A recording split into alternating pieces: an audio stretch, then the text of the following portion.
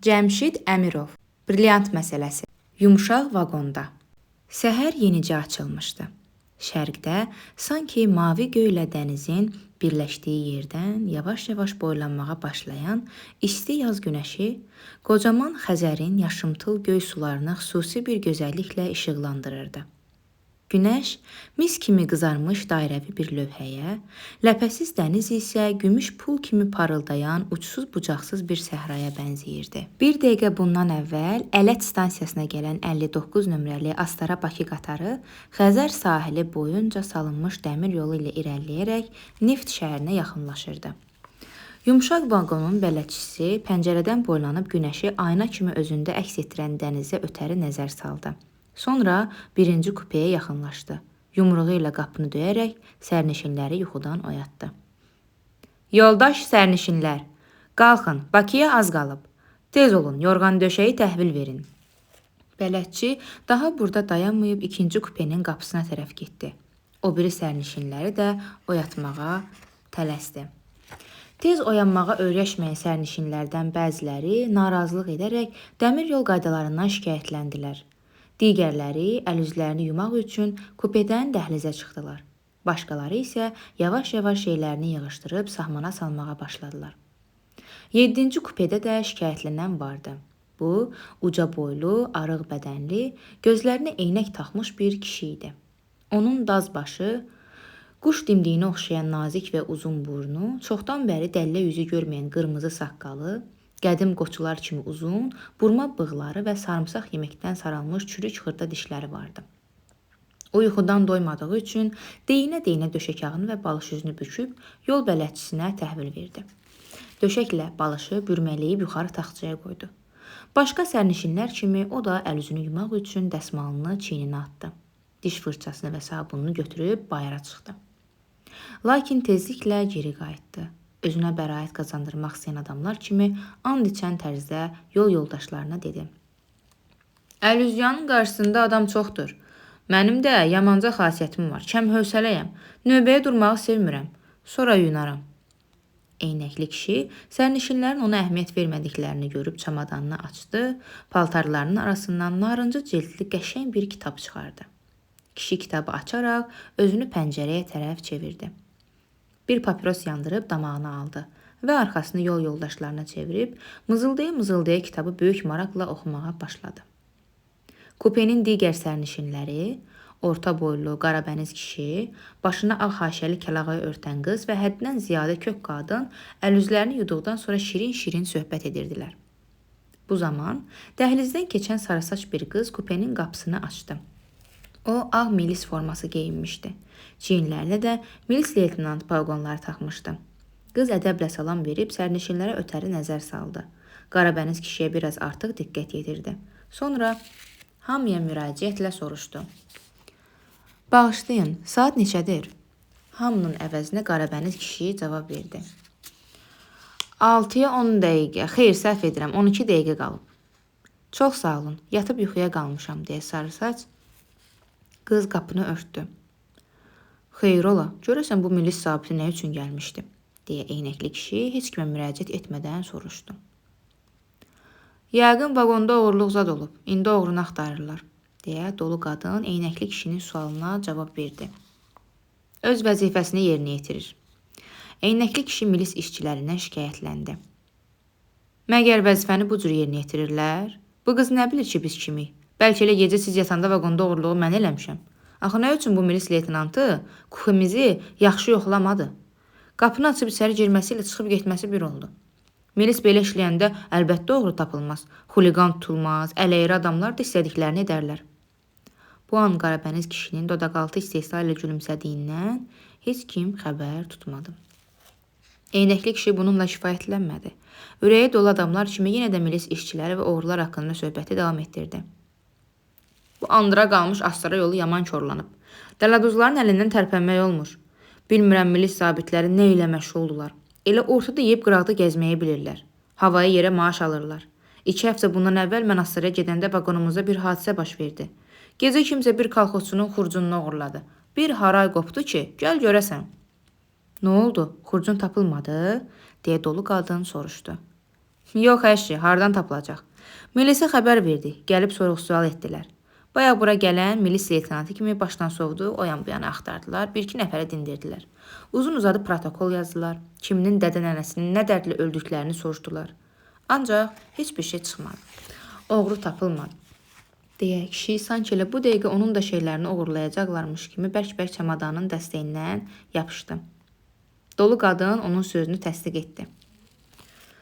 Siz düz buyurursunuz, qardaş, milis yaxşı işləmir. Bir ay bundan əvvəl qonşumuzun evini yarmışdılar, milis işçilərini çağırdılar. Onlar nə qədər çalışdılarsa da heç bir şey edə bilmədilər. Çox adam dindirdilər, iz axtaran it gətirdilər, qonşularla söhbət etdilər. Ancaq onlar oğurlanan mallar əvəzinə bilirsiniz nə tapdılar? Nə? Deyə kişi soruşdu. Oğrunun barmaq izlərini. Bəs oğrunun özünü? Rəhmətliyin oğlu, nə qoyub nə axtarırsınız? İndiki zamanda oğurlanan mal arabadan düşən qovun qarpız kimidir. Düşdü, deməli sənin deyil. Özünə həm söhbət tapan eynəkli kişi sevindi. Yenə milis orqanlarını pisləməyə cəhd etdi. Bilirsiniz milis nə üçün pis işləyir? Nə üçün? Çünki onlar təcrübəsizdirlər. Adam gərək öz sənətinin, öz ixtisasının mahir ustası olsun. Milislər isə hələ yaxşını pisdən ayıra bilmirlər. Çox zaman ələyirləri bir tərəfdə qoyub düz adamlardan yapışırlar.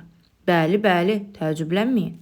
Buna görə heç də təsadüfi deyil ki, bir çox cinayət işləri aylarla süründürülür. İş uzanır, qovluqlar kağızla dolur, cinayət işi açılmamış qalır. Eynəkli kişi yol yoldaşlarının etiraz etmədən onu dinlədiklərini görüb sözünə davam etdi. Bacım, mən bu yaşadək çox kitab oxumuşam.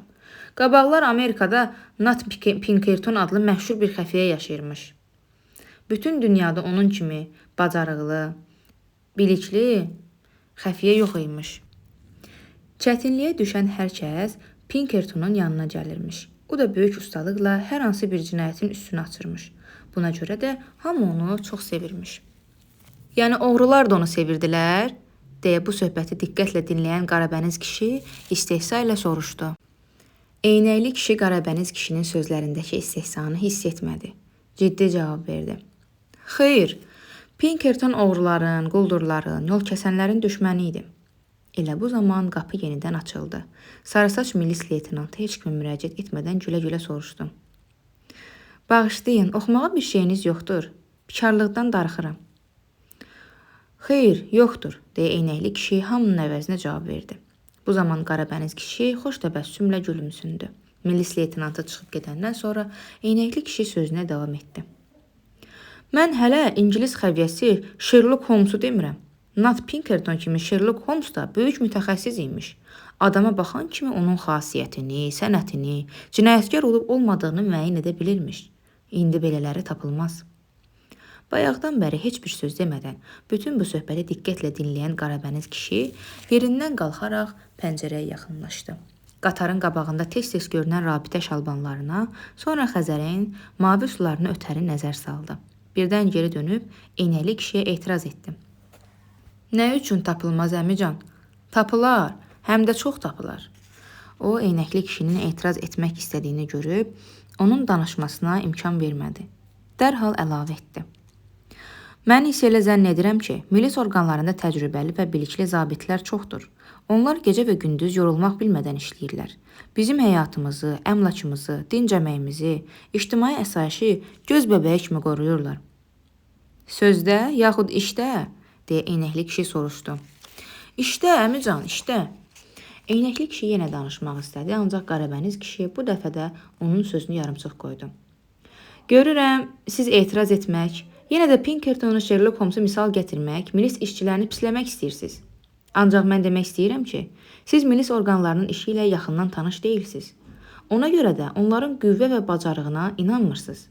Özünüz də bir dəfəlik qət etmişsiniz ki, milis orqanları pis işləyir. Hər yerdə də bunu təkrar edirsiniz. Halbuki milis işçiləri cəmiyyətimizə zidd olan bəzi tüfeyli ünsürlərlə ölümdürüm mübarizəsi aparırlar. Dinc həyatımızı qorumaq uğrunda həyatlarını belə əsirgəmirlər. Milis orqanlarında da ilk nəzərdə adamın sənətini, xasiyyətini, düz adam olub olmamasına asanlıqla təyin edə bilən zabitlər var. Bağışlayın, mən demək istəyirəm ki, nəinki var, həm də çoxdur. Siz bunu nə ilə sübut edə bilərsiniz, deyə eynəkli kişi soruşdu.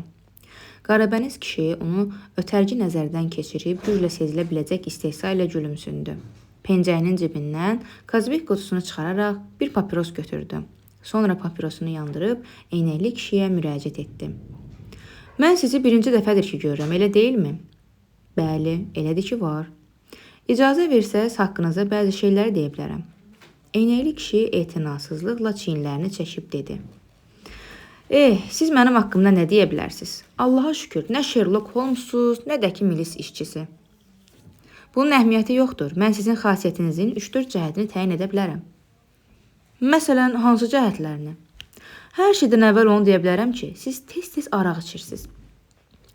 Bayaqdan mən də düşünürəm ki, bu kişi nə deyəcək? Bunu təyin etməkdən asan nə var? Dünən axşam mən xörək yeyəndə araq içdim. Bunu hamı gördü. Belə şeyi mənim qoca nənəm də təyin edə bilər.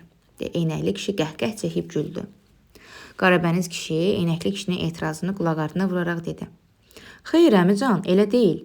Dünən axşam mən sizin araq içdiyinizi görməsəydim də buna asanlıqla təyin edə bilərdim. İş orasındadır ki, sizin burnunuz və yanaqlarınız araq içənlərə xas olan tərzdə qırmızımtıl badımcanı rəngi salır.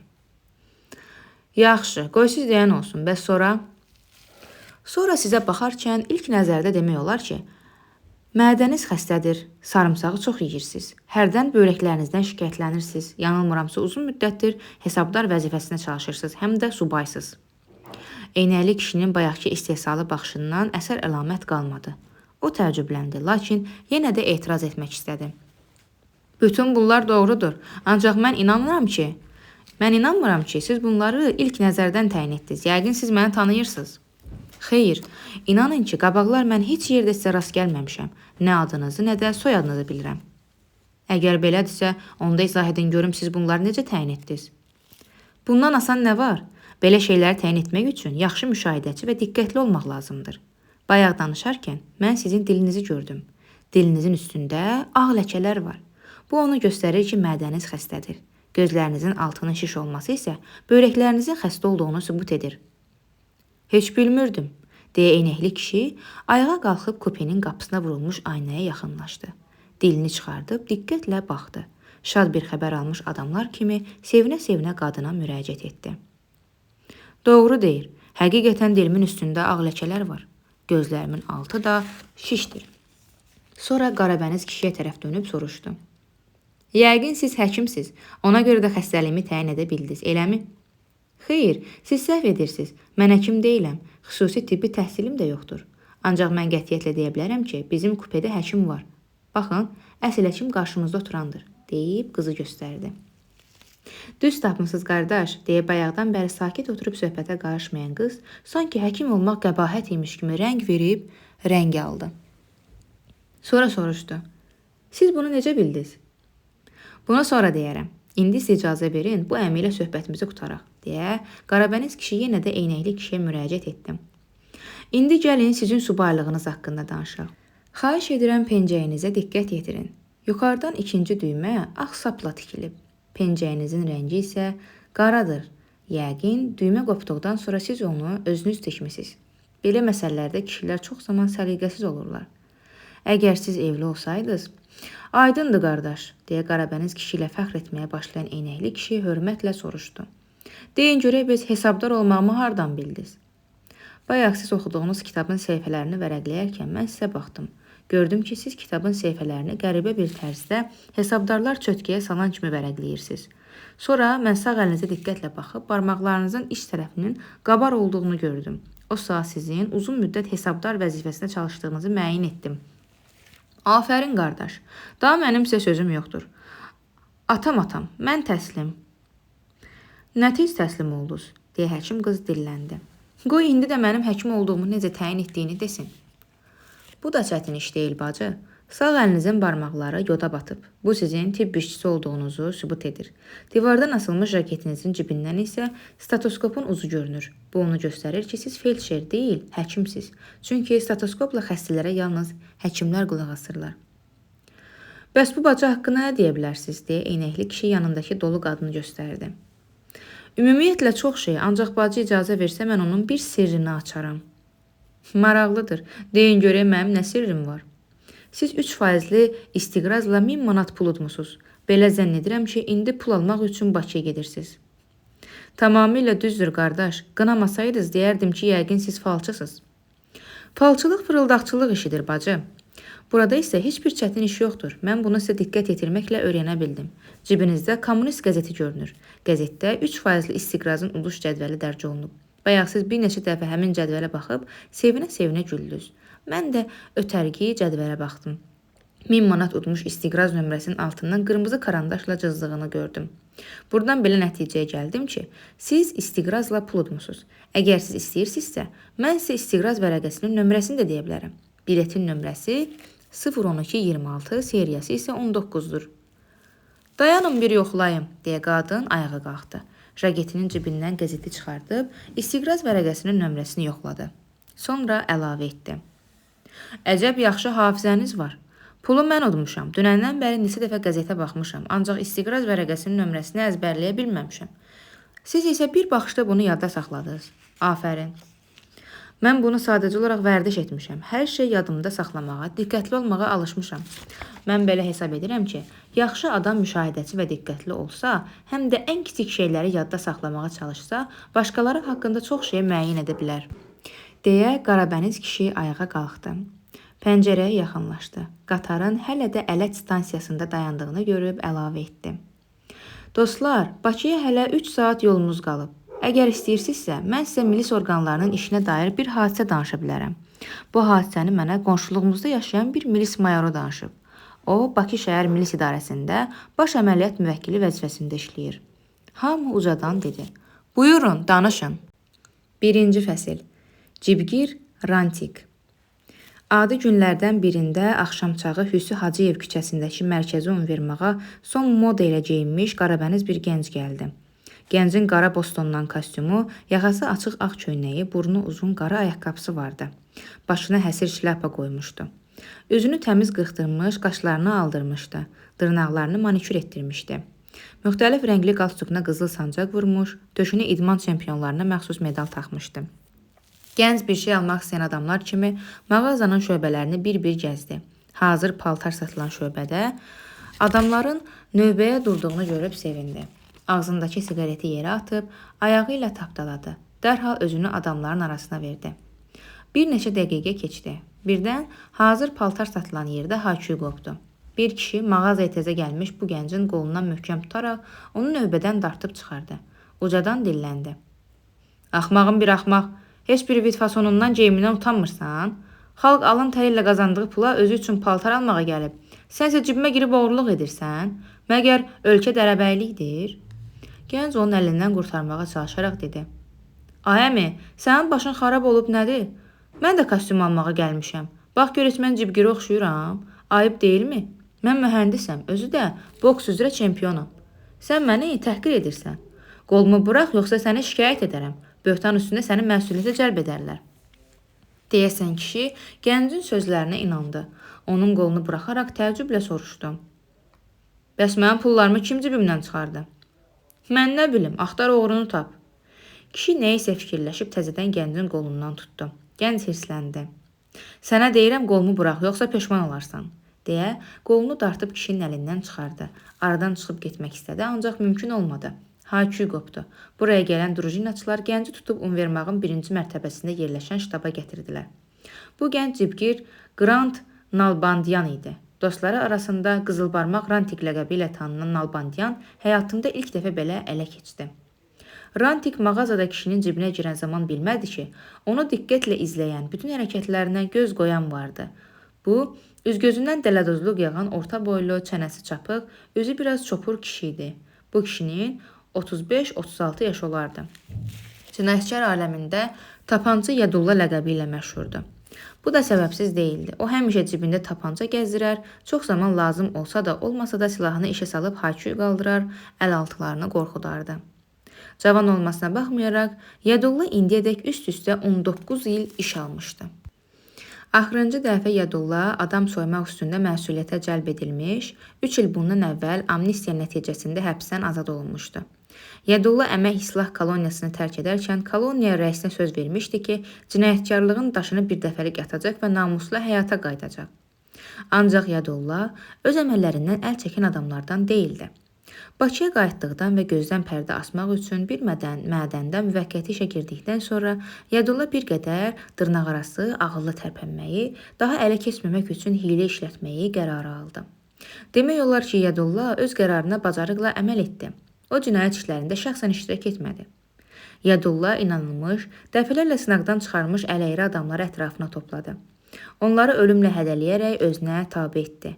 Yalnız bundan sonra Yadulla müxtəlif cinayət planları tərtib etməyə, bu planları həyata keçirmək üçün adamlar ayırmağa başladı.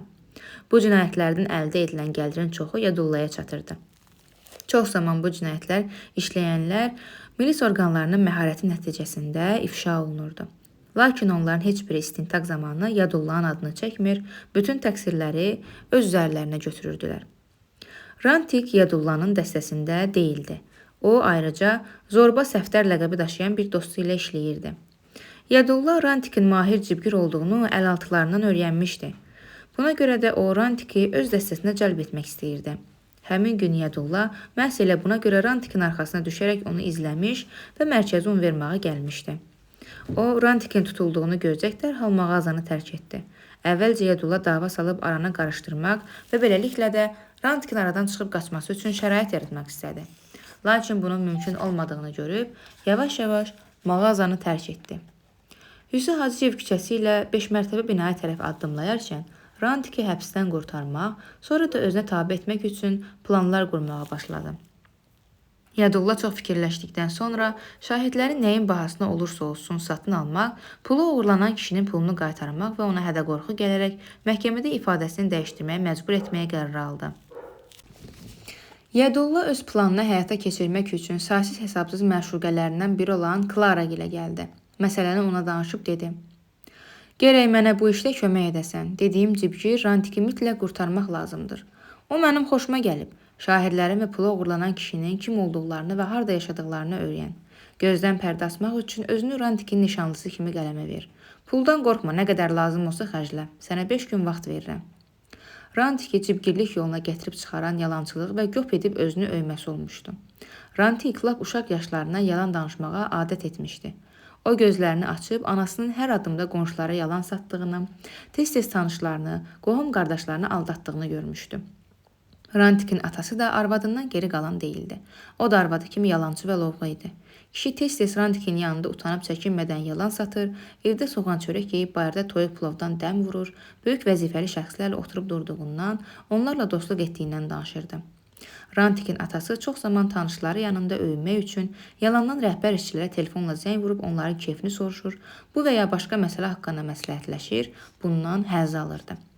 Rantik də tezliklə həm məhəllədə, həm də məktəbdə yalancı və göpçü kimi tanındı.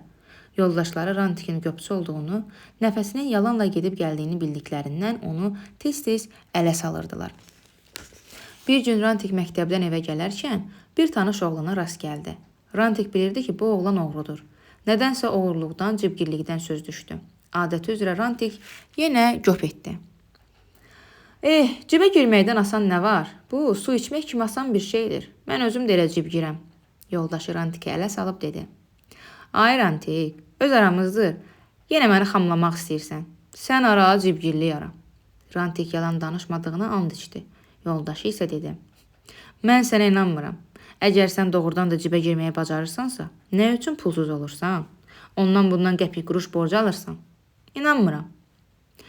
Kilsə haqqı düz deyirəm, deyə Rantik and içdi. Sübut elə. Nətər sübut edim?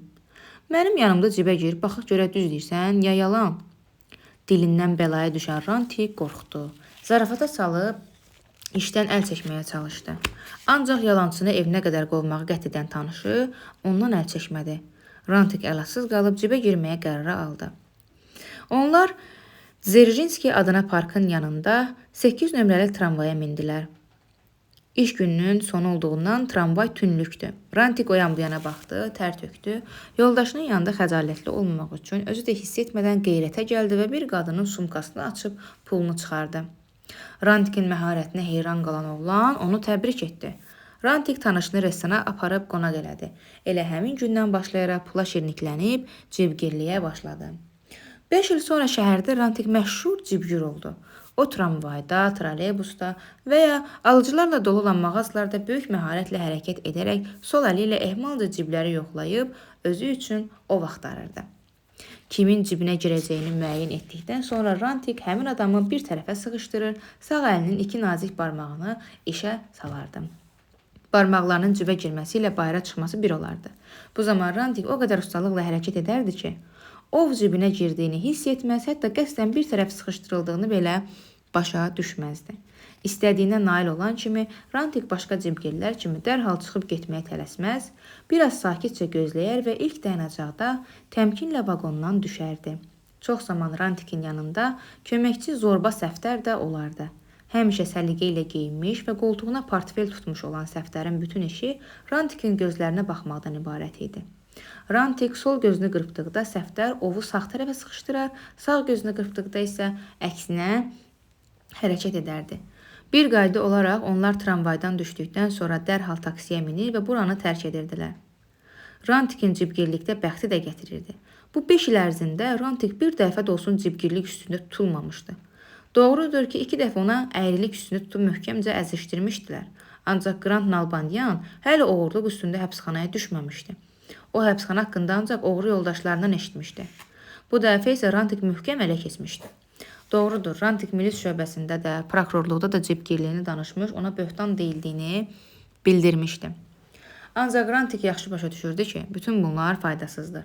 Axı pulu uğurlanan kişi də, şahidlər də Rantikin üzünə durmuşdular. Buna görə də Rantik azı 5 il iş alacağına əmin idi. Rantik həmişə yaxşı yeyib içməyə alışmışdı. Həbsxana çörəyi isə onun boğazından keçmirdi. Rantiki hər şeydən çox təəccübləndirən dostu və şəriki zorba səftər idi. Bu günlər ərzində səftər bir dəfə də olsun həbsxanaya gəlməmiş, ona yemək göndərməmişdi. Qəribə burasıdır ki, Rantikin doğma anası belə oğlunu yaddan çıxarmışdı. Bunun da təqsiri Rantikin özündə idi. Axı adətən o tez-tez şəhərdə itib batır, həftələrlə evə gəlməzdi. Anası onun tutulduğunu bilmirdi. Buna görə də Rantik həbsxanaya düşəndən bir neçə gün sonra arıqladı, rəngi soldu, gözlərinin altı qaraldı. 9-cu gün Bayl həbsxanasında istintaqda olan Rantik gözlənilmədən bir yemək bağlaması aldı. Yeməyi Clara adlı bir qız göndərmişdi. Rantik belə bir adamı tanımadığını nəzarətçiyə bildirmək istədi, lakin dərhal fikrini dəyişdi. Yeməyin kimin tərəfindən göndərildiyinin fərqinə varmadan azgözlüklə xörəyin üstünə düşdü. O gündən başlayaraq naməlum Clara'dan tez-tez müxtəlif yemək bağlamaları gəlirdi. Rantik fərqinə varmadan bu bağlamaları qəbul edir, hərdən bir Clara'nın kim olması haqqında düşünür, heç kimi ağlına gətirə bilmirdi. Yəqin dövlətli qızdır mənə vurulub deyə öz-özünə düşünürdü. Buna görə də o qab-qacağı həbsxanadan qaytararkən Clara'ya məhəbbətlə dolu məktublar yazır, bu qızı çox sevdiyini, hədsiz dərəcədə ona minnətdar olduğunu bildirirdi. Məhkəmədən bir neçə gün əvvəl Rantik dustaq yoldaşlarının məsləhəti ilə öz işini yüngüllətmək üçün hər şeyi boynuna almaq, özünü yazıq adam kimi qələmə vermək qərarına gəldi. Ancaq məhkəmə gününün axşamı fikrini dəyişdi. Bu da səbəbsiz deyildi. Həmin axşamı Clara'dan təzə kostyum, ipək köynək, modalı ayaqqabı, xörək və iri bir təndir çörək aldı. Çörəyi kəsdikdə içindən bir kağız çıxdı. Kağızda yazılmışdı. Heç nəyə boynuna alma, hər şeyi inkar et. Allah qoysa sabah görüşərik.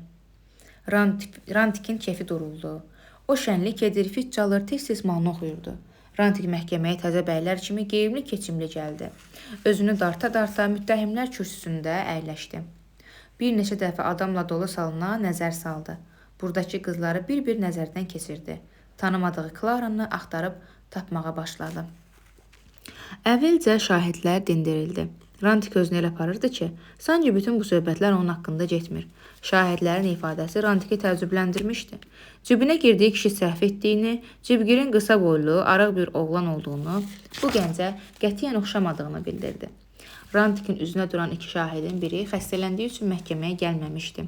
İkincisi isə məhkəmə sədrinin suallarına mənfi cavablar verirdi. Artıq bəraət qazanacağına əmin olan Rantik sevindi. Son sözündə özünü düz adam, böhtan qurbanı kimi qələmə verdi. Rantik səhv etmədi. Deyəsən, onu doğrudan da buraxacaqdılar. Ancaq məhkəmə sədri də, prokuror da Rantikin heç bir ictimai faydalı əməklə məşğul olmamasını ona irad tutdular. Məhkəmə sədri dedi: Nalbandian, ayıb deyilmi? Şəhərimizdə hamı çalışır, xalqımız dinc quruculuq əməyi ilə məşğul olur. Sən və sənin kimi avara tüfeylləri isə cəmaatın əl-ayağını dolaşır, işimizə mane olursunuz. Belə həyatın axırı yoxdur. Bu həyat gec-tez səni məhkəməyə gətirib çıxaracaq. O zaman biz sənə aman verməyəcəyik. Tüfeyli həyatdan əl çək. Adam ol. İşləməyən dişləməz. İşə gir, sənət sahibi ol. Oxu, həm xalqa xeyir ver, həm də öz həyatını qur. Özün işə düzələ bilməsən, bizim yanımıza gəl. Biz sənə iş taparıq. Məhkəmə sərrinin bütün bu sözlərini qulaq ardına vuran Rantik baş üstə deyib yerində əyləşdi. Yarım saat sonra məhkəmənin hökmü ilə Rantik Nalbandiyan bəraət qazandı. Rantik elə düşünürdü ki, onu elə buradaca azad edəcəklər. Ancaq bu belə olmadı. Nalbandiyanı təzədən Bayıl həbsxanasına apardılar. Bir neçə saat burada saxlayıb, müxtəlif sənədlər tərtib etdikdən sonra buraxdılar. Rantik köhnə paltarlarını dustaq yoldaşlarına bağışlayıb kameranı tərk etdi. Həbsxananın qapıları onun ardınca bağlanan kimi dərindən nəfəs aldı. Bir papiros yandırıb ətrafına göz gəzdirdi. Qarşıdakı səkidə səliqə ilə geyinmiş hündürboylu qız dayanmışdı. Qızın şabalıd rəngində qıvrım saçı, ağ, girdə üzünə yaraşmayan uzun burnu vardı. Əlində sarı çanta tutmuşdu. Qız Rantikə baxıb gülürdü. Rantik qızı tanıdı. O məhkəmədə lap arxadakı skamyada küncdə əyləşmişdi. Yəqin Klaradır deyə öz-özlüyündə fikirləşən Rantik qıza yaxınlaşıb ədəblə salam verdi. Qız əlini uzadıb dedi: Tanış ola, Klara mənəm. Siz ermənisiz? Xeyr, Azərbaycanlı. Bəs adınız nə üçün Klaradır? Gülaradır da, padruqalarım məni belə çağırır. Çox şadam, Klaracan. Mənə 5 illik bir əziyyətdən qurtardınız. Mən sizdən yerlə göy qədər razıyam. Mən sizin kim və nəçi olduğunuzu bilmirəm. Bu məni qətiyyən maraqlandırmır. Bircə onu deyə bilərəm ki, siz mənim üçün bütün qohumlarımdan, tanış və dostlarımdan qeyrətli çıxdınız. Heç bilmirəm ki, sizin bu yaxşılığınızın əvəzini nə ilə çıxacam. Əmr edin, qolluğunuzda olum. Sizə hər nə lazımdırsa edim. Canımı sizə qurban verim. Klara şıltaqlıqla soruşdu. Sən mənim üçün hər nə istəsəm edə bilərsən? Lap göydən ulcuda qopararam. Lazım gəlsə yolunuza qurban kəsərəm. Qurbanın qoyun olsun, Rantik. Mənə heç nə lazım deyil. Bil ki, mən də səni tanımıram. Allah gözlərinə aşiq olmamışam. Bircə onu bilirəm ki, sən cibgirsən. Öz də bilməlisən ki, bu yaxşılığı sənə mən etməmişəm. Sənin ala gözlərinə başqa bir adam aşiq olub. Ona görə də səni azad etməyi mənə tapşırıb. Mən də bu tapşırığı yerinə yetirmişəm. Vəssalam. Daha bu barədə danışmaq lazım deyil. Gedək, bizi gözləyirlər. Kim gözləyir? Mənə kim aşiq olub?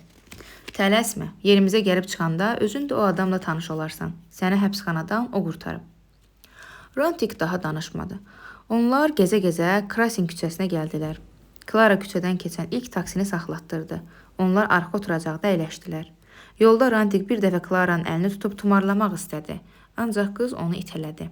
Rantik araya çökən sakitliyi pozmaq üçün zarafat edib bir-iki lətifə söylədi. Klara isə onun söhbətini cavabsız buraxdı. Az sonra taksi onları Sovet ordusu parkının yanına gətirib çıxardı.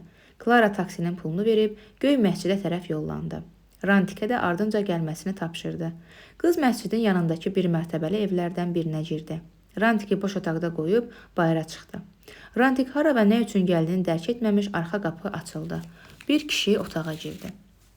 Bu Yadulla idi. Yadullanın at sifətinə bənzər üzü sərt idi. Çənəsindəki bıçaq yarası tünd qəhvəyi rəngə çalırdı. Başına sarı buxara dərsindən papaq qoymuşdu. Yadulla həmsöhbətinin üzünə baxmırdı. O, şüşə kimi hərəkətsiz dayanmış gözlərini Rantikin başı üstündə divara zilləmişdi. Sanki o arxada kimin və nəyin olduğunu müəyyən etmək istəyirdi. Sonra Yadulla Rantiki yuxarıdan aşağı diqqətlə nəzərdən keçirdi. Onun üzündə iyrənc bir təbəssüm oyandı. O yaxın gəlib kürsüdə əyləşdi. Sağ ayağını sol qıçının üstünə aşıraraq gülə-gülə dedi. Xoş gəlmisən, Cibgir ağa. Necə deyərlər, var ol, gül ol, bülbül ol, ancaq qəvəzdə olma. Rantik həbsxanada ləzzətli xörəklər üçün, məhkəmədə şahidlərin öz ifadələrini dəyişdirmələri üçün kimə minnətdar olduğunu dərhal başa düşdü. Buna görə də başını itaətlə əyərək dedi. Xoş gününüz olsun. Çox sağ olun, mən sizdən çox razıyam. İndi ki razısan, onda əyləş söhbət edək. Mənim adım Yadulladır, ləqəbim Tapanca. Kim və nəçi olduğumu sonra başa düşərsən. O gündən başlayaraq Rantik sözün əsl mənasında Yadullanın qulu oldu. Onun bir sözünü iki eləmədi. Həmişə itaətində durdu. Artıq 2 il idi ki, Yadulla ilə Rantik dostluq edirdilər. Həbsxanadan azad olması nəzərə alınmazsa, bu 2 il ərzində Rantik Yadulladan heç bir yaxşılıq görməmişdi. O daima Yadullanın qarşısında alçalmış, onun bütün cinayətlərinin fəal iştirakçılarından biri olub. Əgər Yadullahın əvəzinə başqa bir adam ona bu qədər pislik etsəydi, Rantik həmin adamla çoxdan əlaqəsini kəsərdi. Yadullah ilə isə əlaqəni kəsmək mümkün deyildi. Çünki Rantik bütün varlığı ilə Yadullaya bağlı idi. Bu da səbəbsiz deyildi, çünki o Yadulladan bərk qorxurdu. Rantik yaxşı bilirdi ki, Yadullah istədiyi adamı yerin deşiyindən axtarıb tapmaq və intiqam almaq iqtidarına malikdir. Adam öldürmək Yadullah üçün toyuq başı kəsmək kimi asan bir şey olmuşdu. Rantik Yadullah ilə əlaqəsində tapancanın sözünə baxmayan və özlərini şübhəli aparan, yəni cinayətkarlarla əlaqəni bir dəfəlik kəsib namuslu həyata qayıtmaq istəyənlərin aqibətlərinin necə olduğunu öz gözləri ilə görmüşdü. Onlar Yadullahın intiqamı nəticəsində həlak olurdular. Həmin adamlar ya dənizdə boğulur, ya avtomobil altında qalır, ya qayıdan yıxılıb həlak olur, ya da sadəcə naməlum şəxslər tərəfindən bıçaqlanıb öldürülürdülər. Məhz elə buna görə də Yadullahın itaətində olan cinayətkarlar istədikləri cinayət üstünə milis orqanları tərəfindən məsuliyyətə cəlb edildikdə, tapancanın dəhşətli üzünü yadlarına salıb qorxudan tir-tir əsir, bütün təqsiri öz üzərlərinə götürür, qulduru ələ verməyə cürət etmirdilər. Buna görə də bir çox tüfəyli ünsürlər kimi qorxu hissi Rantikin də iradəsini qırmış, onu ömürlük Yadullahdan asılı etmişdi. Bağ dəfinəsi. Ağəli Möhtacov lap uşaq yaşlarından təzə bəylər kimi bəzənməyi, axşamlar boş vaxtlarına Nizami, 28 aprel, indiki 28 may küçəsi və Çaparitsa küçələrində, gecələr isə Inturist, Göygöl və Dostluq restoranlarında keçirməyə alışmışdı. Ağəli Qubalı çəkməçi, Mehbalı Möhtacovun yeganə oğlu idi. Ata-ana həmişə Ağəlini əzizləyir, onun hər bir istək və arzusunu dərhal yerinə yetirər, asqıranda və ya öskürəndə onu taksiyə mindirib şəhərin ən yaxşı həkimlərinin yanına aparırdılar. Buna görə də Ağəlinin əlindən heç bir iş gəlmir, orta məktəbdə güc bəla ilə oxuyur, yaz aylarında imtahanlarını mən ölümlə verirdi. Bəzi avara gənclər kimi tüfeyli həyata alışan Ağəli də işləməyi özü üçün Azərbaycan Respublikası bilir, pul lazım olanda atamın canı sağ olsun deyib özünü anasının yanına verirdi. Səkinə xanım da oğlu 5 manat istəyənin nəticəsinə varmadan sandıqdan bir onluq çıxardıb onu uzadır, 10 manat istəyəndə isə cibinə 30 manat qoyub özünə korluq vermə deyirdi. Bir dəfə Ağəli kostyum tikdirmək üçün anasından təzə parça istəmişdi. Səkinə xanım da sevimli oğlunun arzusunu yerinə yetirərək ona 3 metr yaxşı yun parça almışdı. Lakin parça Ağəlinin xoşuna gəlməmişdi. O hayküy qaldırıb evdəki qab-qacağı sındırmış, ailəsindən küsərək evdən qaçmış və özünü dənizə atıb boğacağını bildirmişdi. Qorxuya düşən ata-ana Ağəlini tezliklə axtarıb tapmış, ona bir kostyumluq əvəzinə 3 parça almışdı. O vaxtdan başlayaraq Ağəli bəzi modabaz qadınlar kimi boş vaxtlarını dərzilərin yanında keçirər, gecələr yuxusuz qalıb müxtəlif fasonlu modalar fikirləşər, tez-tez üzünə cürbəcür paltarlar tikdirərdi. Ağəli həmişə Bakıda Nizami küçəsinə çıxdıqda iynədən təzə çıxmış təzə kostyumlar geyməklə yoldaşları, dostları arasına lovğalanardı. Axşam Səkinə xanım Ağəlidən hara getdiyini soruşduqda o deyərdi: "Anacan, gedirəm bulvara, həm adamlara tamaşa edəcəm, həm də özümü göstərəcəm." Səkinə xanım da boy-buxunlu oğluna fərəhlə baxaraq, "Ged oğlum, 100 dostumuz varsa 10 nəfər də düşmənimiz var, paxıllıqdan alışıb yanırlar. Gəz kəfələ, qoy düşmənlərimizin gözünə iynə batsın," deyə oğlunun cibinə bir 25-lik qoyub onu yola salardı. Ağəl bu pulları çox sevdiyi Kəmşirin və Ağstava çaxırlarına verib, gah dağüstü parkda, gah da dəniz sahilindəki müxtəlif restoranlarda kef edərdi. Ağəli çaxıra o qədər alışmışdı ki, bir oturumda dalbadal 5-6 butulka şərab içə bilirdi. Bu qayda ilə 19 yaşına çatan Ağəli gücbala ilə orta məktəbi bitirdi. Ağəli universitetə daxil olmaq üçün çox çalışdı, çox əlləşdi. Səkinə xanım sevimli oğlu ilə o yan bu yana qaçdı, xeyli tər tökdü.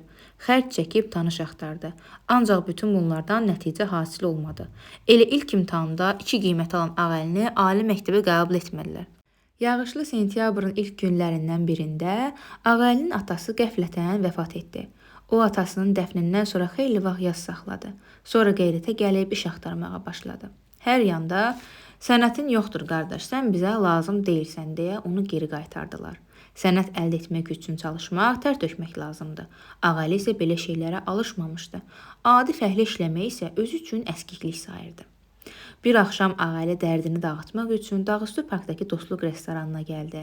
Həmişə dostdaşına ilə kef etməyə alışmış Ağəli bu dəfə bir küncə çəkilərək 6 butulka kəmşirini qatar düzdü. Qəlyanaltı etmədən şərabı vurmağa başladı. Elə bu zaman o biri salondan bir dəstə gəncin şən mahnısı, qəhqəhəsi eşidildi. Şənlikdəkilər arasında bir nəfərin səsi ağaliyə tanış gəldi. O durub qonşu salona keçdikdə şərab dostlarından birinin kababçı Həsənin ziyafət təşkil etdiyini gördü. Həmişə belə hallarda olduğu kimi dostlar Ağəlini də ümumi stola dəvət etdilər. Ağəli qəmgin halda bədəni badə ardınca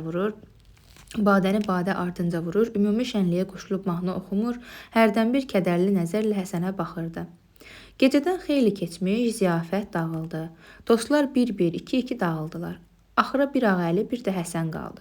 Həsən dostunun çox qəmgin olduğunu görüb soruşdu.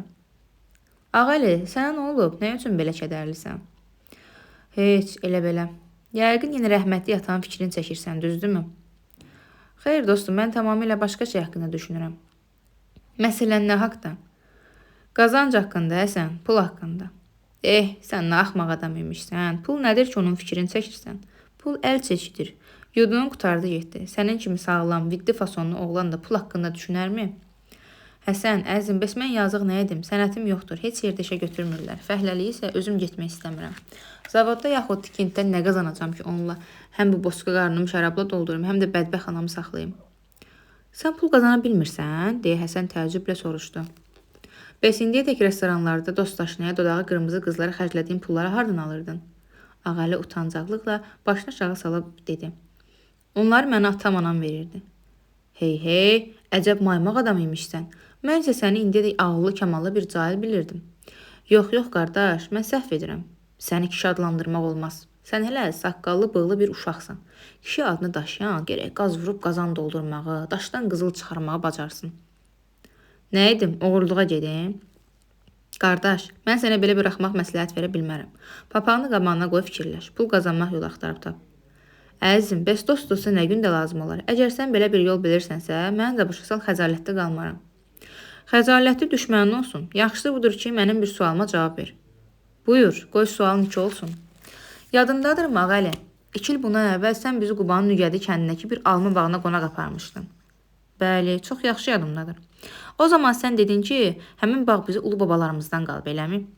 Bəli, demişdim. İndi de görüm doğrudan bağ sizindir.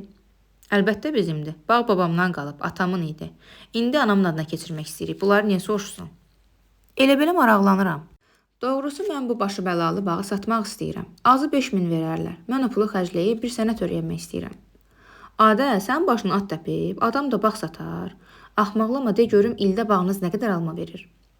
Ağaclara yaxşı qulluq edəndə 5-6 ton, etməyəndə 3-4 ton. Yaxşı, bəs almaları nə edirsiniz?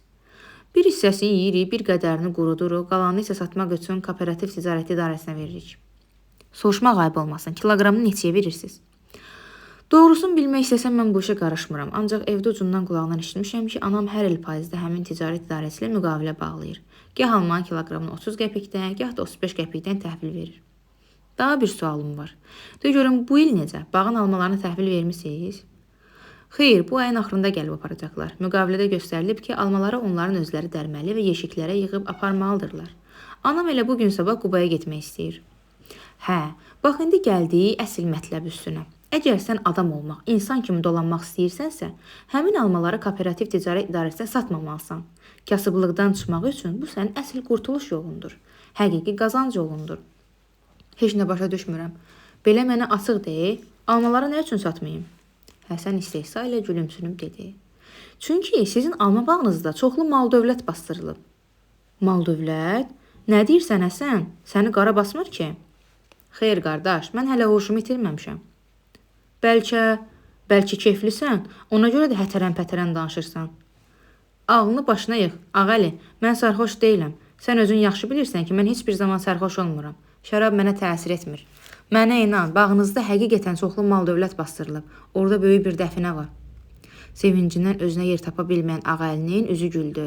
Təəccüblə soruşdu. Bəs belə isə nə üçün indiyədək susurdun? Nə üçün bağımıza dəfin olmasını mənə demirdin? Həsənin üzündəki istehsalı təbəssüm hələ də yox olmamışdı.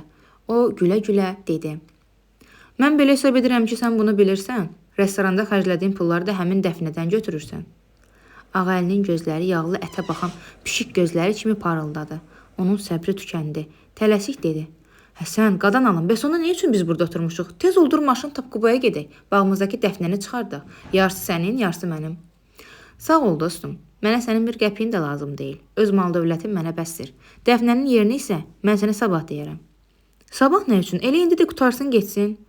Çünki mən görürəm ki, sən xam adamsan. Dəfnənin yerini sənə indi desəm, gecə ilə başına adam yığıb bağa hücum çəkəcəksən.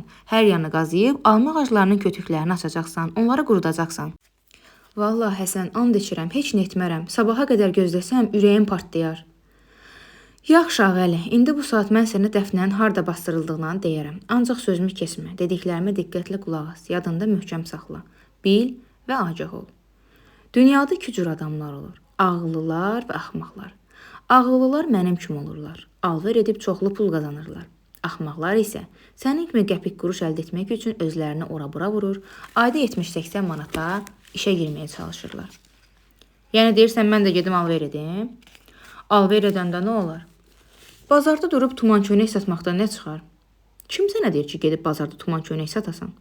Bəs sən hansı alverdən danışırsan? Mən ağəli, hər dəfə azı 10.000 manat gəlir verən alver haqqında danışıram. O necə alverdir, qardaş? O, dəfinə alverdir, ağəli, dəfinə. Allah sənə böyük bir dövlət verib, sən isə ondan istifadə etməyi bacarmırsan? Bəli, sənin dəfinənin bir ucu Nügəli kəndindəki alma bağında, ikinci ucu isə Sverdlovsk, Çelyabinsk və Çkalo şəhərlərindədir. Başa düşdün? Dostluğumuz haqqı heç nə anlamıram. Bayaq deyirdin ki, dəfinə bağdadır, indi isə Sverdlovskidən, Çelyabinskdən dəm vurursan. Bilirsən, ağəli, sənin alma bağı mənim əlimdə olsaydı, indi milyoner idim. Ağıllı adamlar sizin kimi hərəkət etmirlər. Onlar bağdan yığdıqları almanın kiloqramını 30 qəpiyə kooperativ ticarət idarəsinə satmırlar. Onlar bağda dərinliyi 3-4 metr olan zirzəmi qazırdılar. Ora saman döşüyürlər. Almaları payıza dərib səliqə ilə buraya yığırlar, qışa kimi saxlayırlar. Dekabr-yanvar aylarında isə kiloqramını 40 qəpik verib təyyarə ilə Ural şəhərlərindən birinə daşıyırlar. Ayrı-ayrılıqda kiloqramını 3 manat 50 qəpiyə, bir yerdən isə 3 manatdan satıb ciblərini pulla doldururlar. Hər il azı 10.000 manat təmiz qazanc əldə edirlər. Onda anladın ayaqmaq, yoxsa... Ağəli yerindən qalxıb dostunun boynunu qucaqladı. Bir neçə dəfə üz-gözündən öpdü. Fındıqça çalıb oynadı. Sonra dedi: Sağ ol dostum, çox sağ ol. Sən ölümü yerdən götürdün. Mən o dünyadan qaytardın. Adam etdin, dəfinənin yerini göstərdin. Mən bütün ömür boyu sənə minnətdar olacağam. Sən məni bir o qədər də axmaq sayma. İnandırıram ki, sənin layiqli şagirdin olacağam. Bağı biraz da genişləndirəcəm. Yeni alma ağacları əkdirəcəm. Baxaq görək ağəli axır necə olacaq. Arxaya ol dostum, görərsən. Analar necə oğullar doğub. Ancaq sən mən özün haqqında heç nə demədin. Sənin də alma bağın var. Xeyr əşi, mənim alma bağım olsaydı özümü dünyada ən xoşbəxt adam sayardım. Mən alma armudlu kolxozlardan satın alıram. Hərdən bir imkan düşəndə Mərdəkandan Moskvaya gül də aparıram. Şüvəlan bağlarında gülün birini 3 qəpiyə almaq olar, Moskvada isə biri 30-40 qəpiyə göydə fırlanır. Dostlar səmimi görüşüb ayrıldılar. Ağəli dərhal qızğın fəaliyyətə başladı. Anası ilə Qubaya getdi. Kooperativ ticarət idarəsi ilə müqaviləni pozdu. Gözəl bir ambar tikdirib, bağın almalarını səliqə ilə ora yığdı. Tanış tapıb kolxozçu olduğu haqqında arayış düzəltdi. Yanvar ayında 1-2 ton da yandan alma alıb, özünü verdi Magnitogorsk şəhərinə. Almaları üst-üstə kiloqramını 3 manatdan satıb, yol xərcini çıxmaqla birdən-birə 12.000 manat təmiz qazanc əldə etdi. Beləliklə haqqın yolunu tapan ağəli hər il qışda Ural şəhərlərindən birinə səyahət edir, sonra bir dəfə ya Novosibirsk ya da Omsk şəhərlərinə gül aparır, ilin qalan aylarını isə eyş-işrətlə keçirirdi.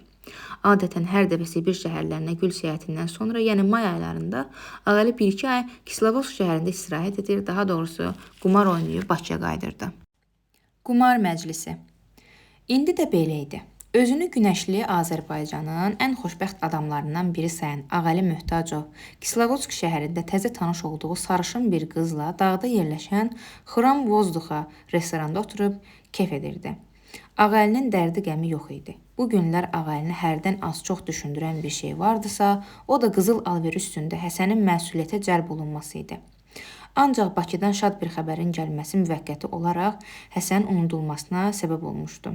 Bəli, bu günlər Ağəlinin bəxti bərk gətirmişdi. Tanışlarından biri 1-ci Pulşey lotereyasının cədvəlini Bakıdan Ağəliyə göndərmiş, o da cədvəli yoxlayarkən Volqa avtomobili udduğunu aşkar etmişdi. Bu münasibətlə Ağali 3 gün 3 gecə Kislovoş şəhərinin mərkəzindəki Çayka restoranda ziyafət təşkil etdi. Araq, çaxır sel kimi axırdı. 4-cü gün isə Ağali vaxtını təzə tanış olduğu Lyudmila adlı qıza sərf etmək qərarına gəldi.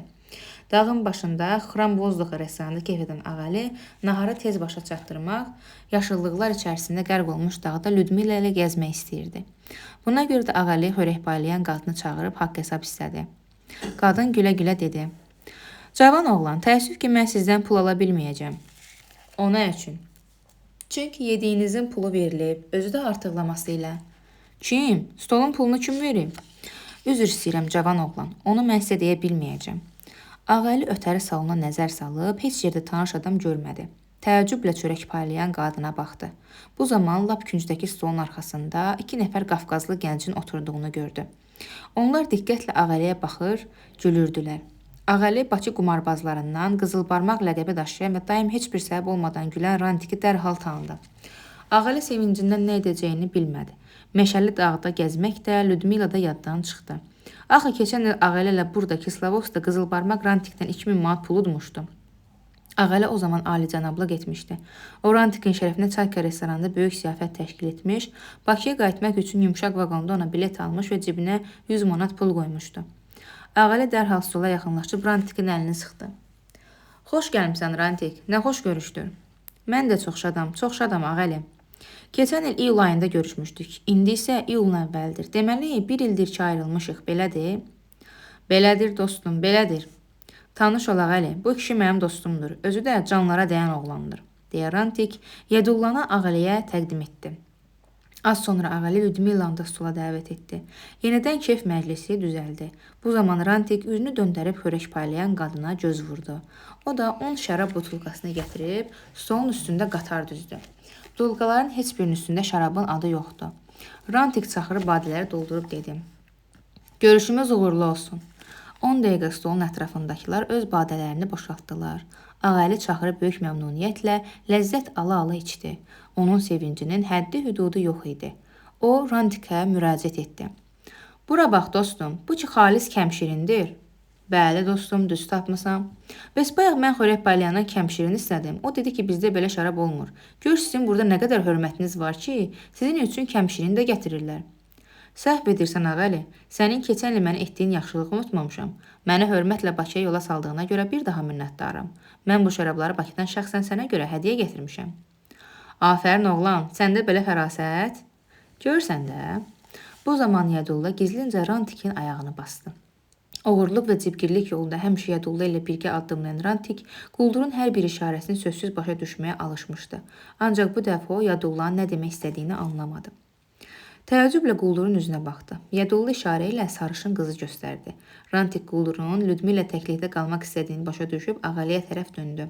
Ağzını onun qulağına yaxınlaşdırıb pıçıldadı. "Bura bax dostum, 2 dəqiqəliyə bayıra çıx, səninlə söhbətim var." "Bu dəqiqə." Onlar üzr istəyib qarşıdakı çəmənliyə getdilər. Yadulla ilə Lyudmila tək qaldı. Yadulla mülayim səslə soruşdu.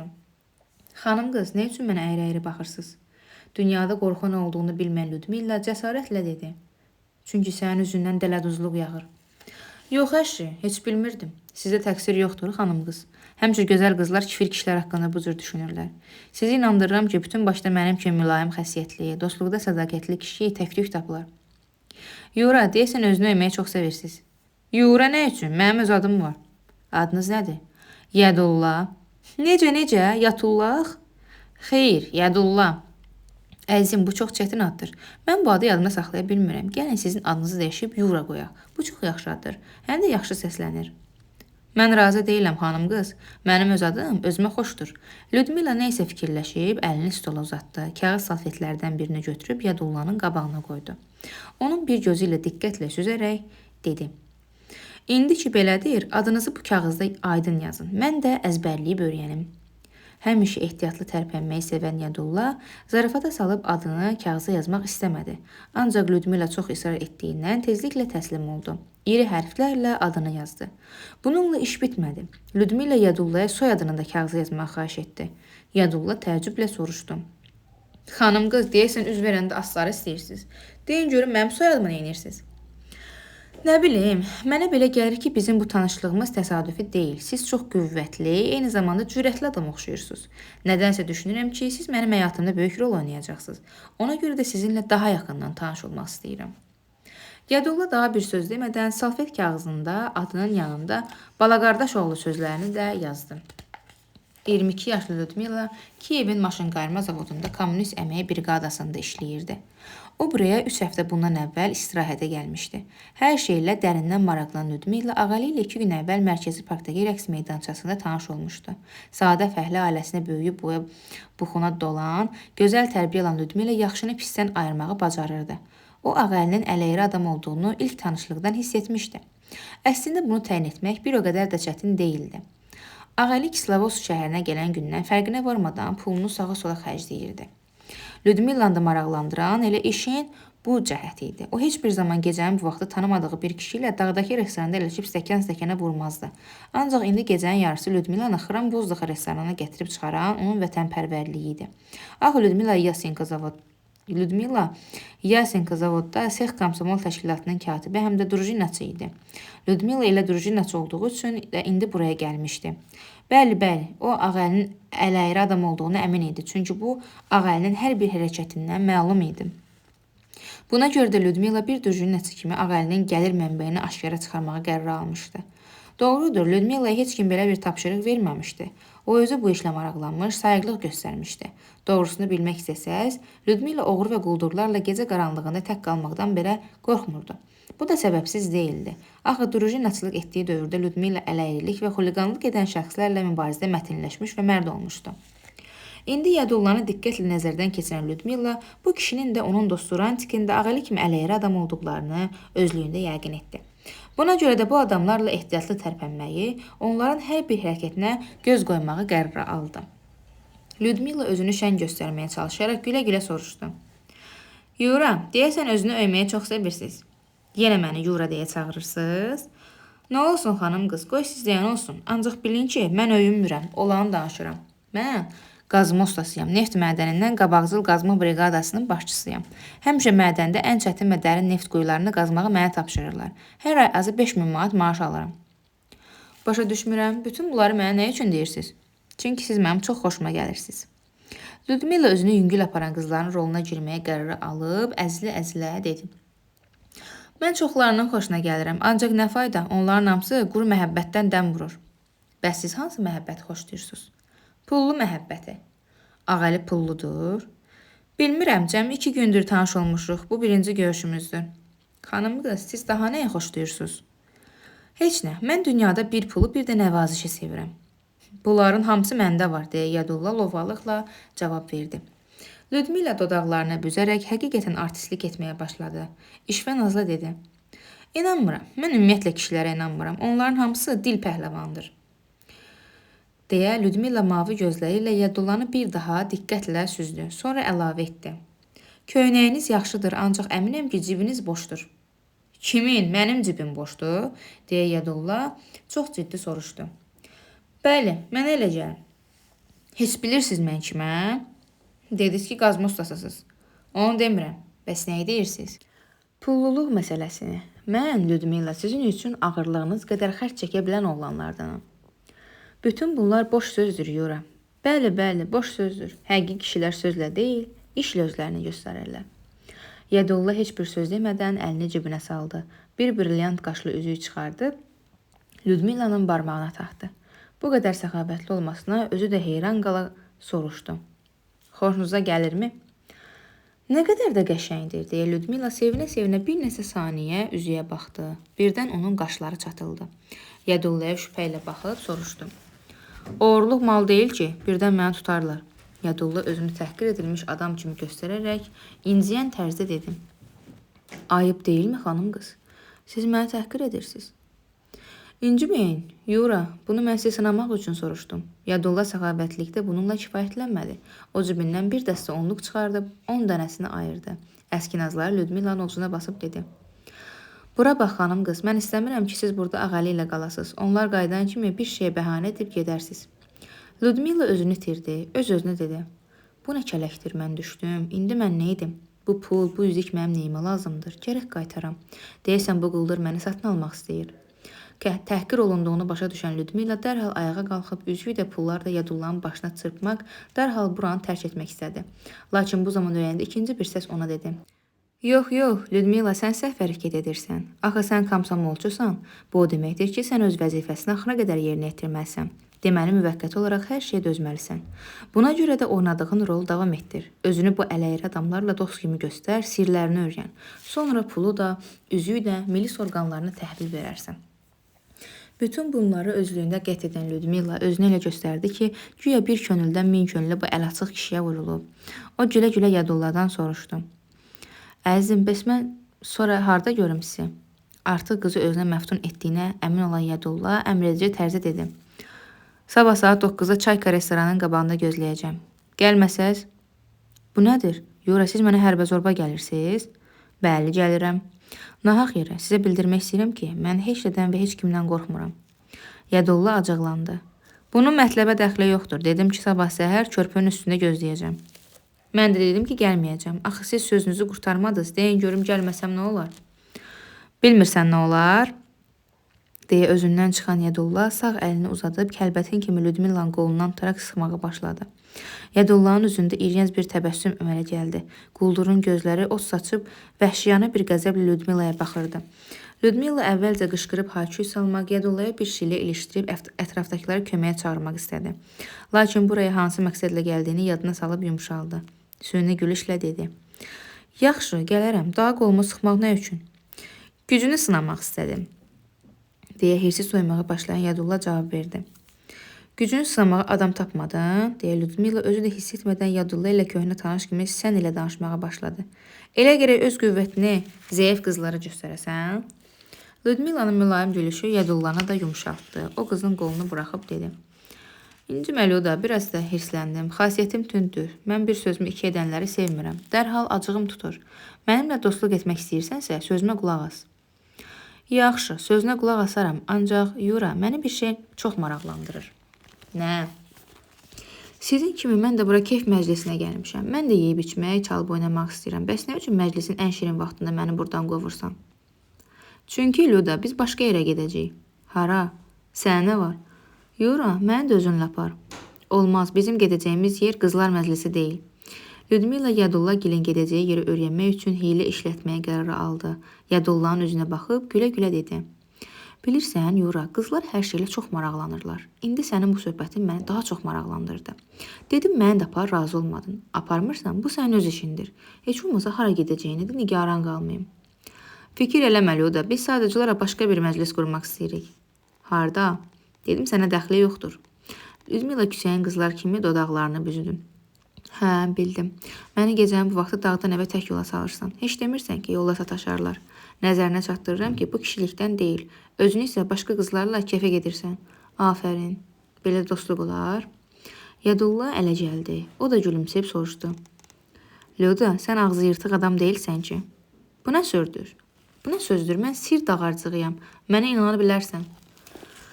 Luda, mən nahaq yerə başqa qızlara qısqanma. Biz bu gecə keyf məclisi deyil, qumar məclisi qurmaq istəyirik. Lyudmila uşaq kimi sevinə-sevinə dedi. Yura, bu çox maraqlıdır. Mən ömrümdə bir dəfə də olsun qumar məclisi görməmişəm. Məni də özünlə apar. Ay qız, nə üçün təsdiq edirsən? Dedim ki, yaramaz, sən bizə mane olacaqsan. Sənin əziz canın üçün mane olmaram. Bir küncdə sakit oturub qumara tamaşa edirəm. Daha bəsdir, Luda, səbrim tükəndi. Bir daha bu barədə danışmağa dəyməz. Allah qoysa başqa bir vaxt səni qumar məclisinə apararam. Lyudmila israr etməyin yaxşı nəticə verməyəcəyini başa düşüb taktikanı dəyişdi. Yadullanın gözlərinin içinə baxaraq gülə-gülə dedi.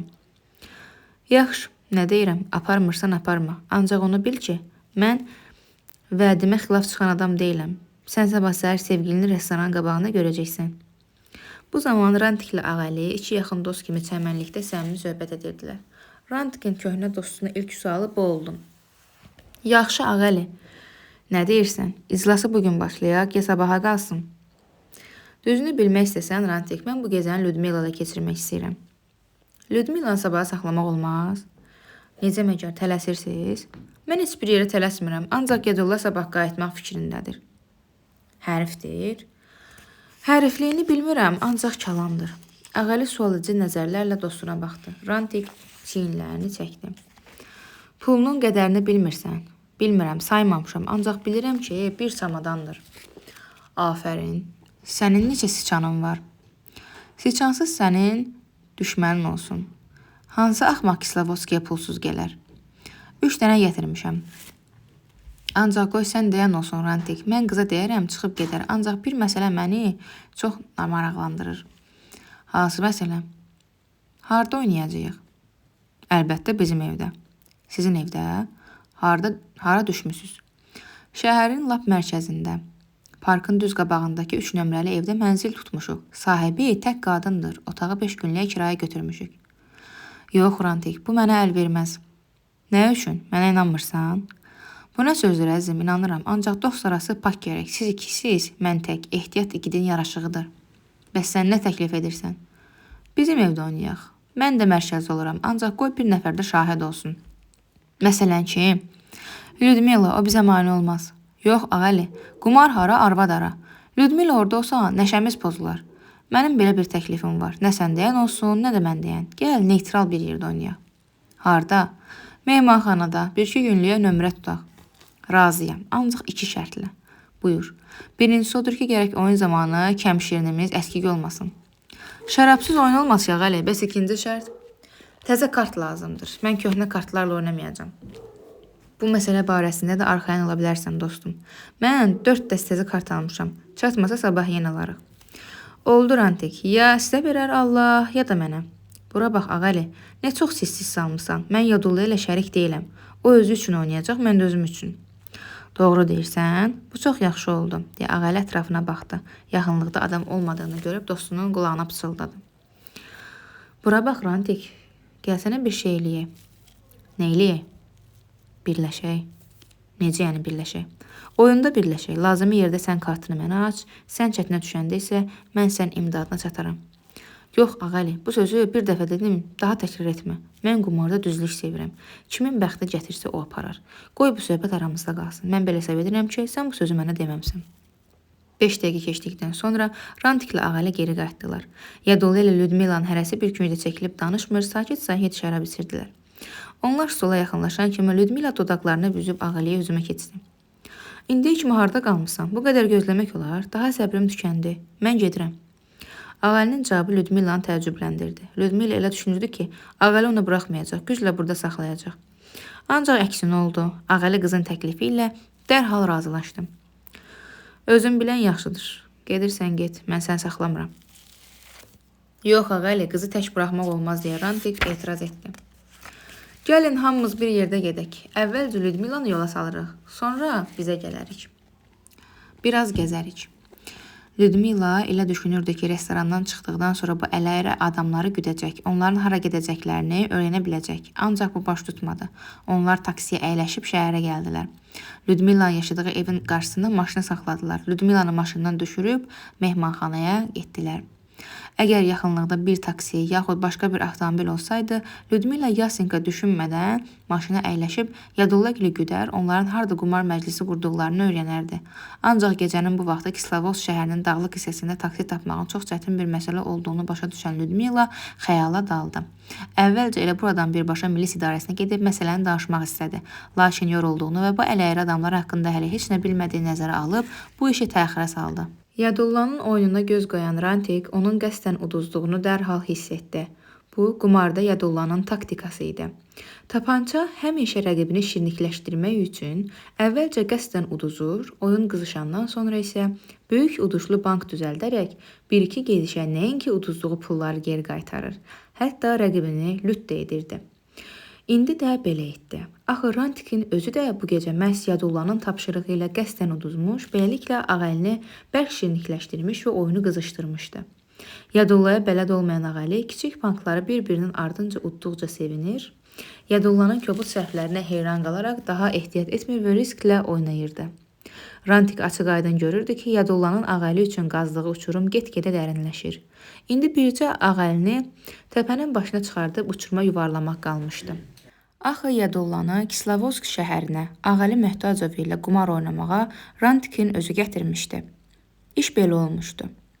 Xeyli vaxt idi ki, Yadulla Volqa almaq istəyirdi. Ancaq bu mümkün deyildi. Çünki Yadulla heç bir yerdə işləmirdi. Maşın almaq üçünsə idarənin xahişnaməsi lazımdı. Birinci Pulşey lotereyasında hansı uduşların oynanılacağı haqqında qəzetlərdə elan verildikdə Yadulla sevindi. O Rantiki yanına çağırıb dedi: "Bura bax Cibgir ağa, bu lotereyada oynanılan Volqa mütləq mənim olacaq." "Yadulla, nədən bilirsən ki, sənin lotereya biletlərin mütləq Volqa olacaq?" "Axmağın bir axmaq. Kim sənə dedi ki, mən lotereya bilet almaq istəyirəm?" "Bilet olmasa Volqanı nətər udacaqsan?" "Biz Volqanı udan adamı axtarıb tapmalı, onun biletini satın almalıyıq." "Bəlkə o adam lotereya biletini satmaq istəmədi, onda nə edəcəksən?" "Avam olma Rantik. Artıq pul təklif edərik. Razı olmasa məcbur edərik. O da baş tutmasa başına əyərik." "Bu bir o qədər çətin iş deyil. Yadulla, sən bu işi mən həvalə et. Mən Volqanı kimin utduğunu öyrənərəm. Sonra birlikdə həmin adamın üstünə düşərik." "Razıyam Rantik. Sən bu işi düzəltsən peşman olmazsan." "Arxayın ol tapanca, düzəldərəm." Rantik vaxtını boş keçirmədi. Bakıda Mərkəzi Əmanət Kassasında tanış tapdı. Gəncə, Lənkəran, Naxçıvan və Ağdaş şəhərlərinə məktublar yazdı. Bakıda da bir çox dostlarına müraciət etdi. Ancaq bir şey çıxmadı. Lotereya oyunlarından 10 gün keçmişdi. Ancaq Volqanı kimin utduğu hələ də bəlli deyildi.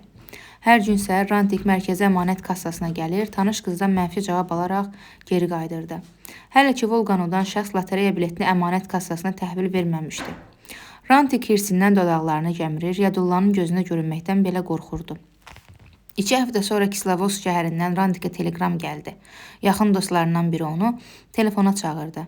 Axşam Rantik telefona gəldi. Kislovodsk şəhəri ilə danışdı.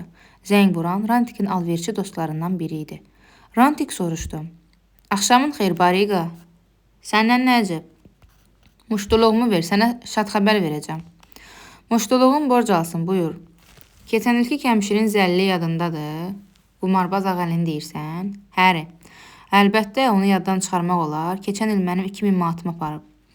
"Hə, Rantik, indi əvəzini çıxmağa imkan var." "Oradadır?" "Həri, özü də kalandır. Sağa sola səpələyir." "Vaxtım yoxdur, gələ bilmərəm. Tapanca buraxmaz." "Vaxt tapmalısan Ranti. Tapanca da gəlməlidir. Axtardığınız ağəldir." "Heç nə başa düşmürəm." "Son vaxtlar nə axtardığınız yadından çıxıb?"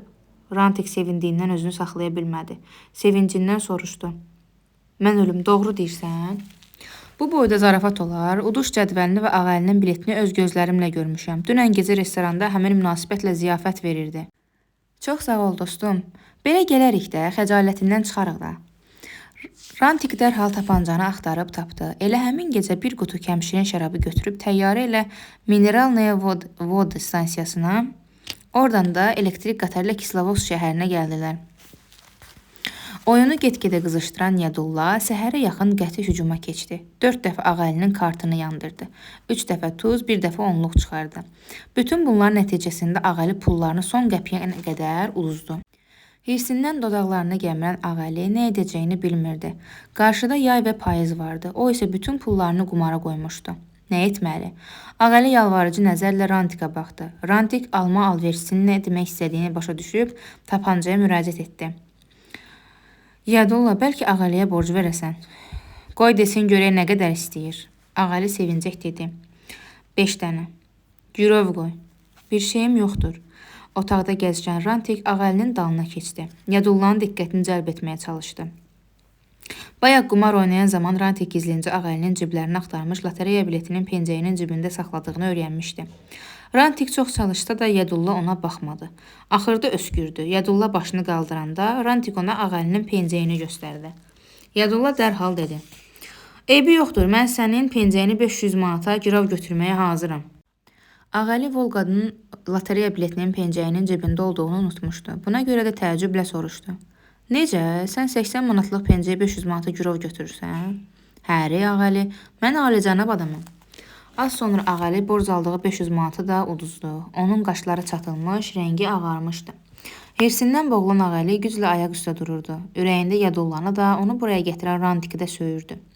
Rantik keçən ilin heyfini ağəldən çıxmaq üçün onu elə bu vəziyyətdə qoyub getmək istəyirdi. Lakin tapancanın gələcək üçün böyük planları vardı. O həmişə öz planlarını hamıdan gizli saxlayırdı. Yadulla özünə daim tabe olan, həmişə itaətdə duran, öl desən, Ölən, qal desən qalan dostlar qazanmaq istəyirdi.